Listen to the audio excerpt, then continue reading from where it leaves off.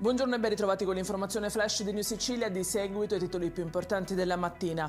In apertura l'approvazione della finanziaria che ha riportato un clima di sereno tra Galvagno e Schifani. A confermarlo un selfie dei due. Ha approvata la legge di stabilità senza ricorrere all'esercizio provvisorio e, cosa ancora più importante, entro il 31 dicembre, ha scritto il presidente dell'Ars sui social. La cronaca con l'impianto di un pacemaker a una neonata di 1,4 kg. L'intervento è stato operato dal team medico-chirurgico del Centro di Cardiochirurgia Pediatrica del Mediterraneo all'ospedale San Vincenzo di Taormina.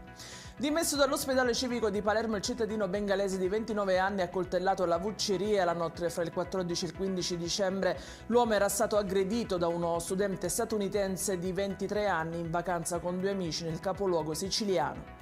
Incidente in territorio di Belpasso nella notte, coinvolto un'ambulanza del 118 e una Fiat 500X, 6 le persone rimaste ferite, tra cui 4 operatori sanitari.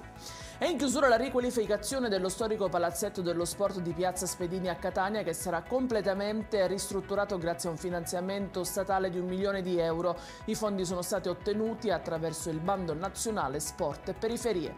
Ed è tutto per questa edizione. Come sempre vi ricordo che i dettagli su queste notizie e molte altre li trovate sul nostro sito www.neusicilia.it e sui nostri canali social. Grazie per averci seguito, vi ricordo l'appuntamento più tardi alle 19:30 con nuovi aggiornamenti. Arrivederci e buona giornata.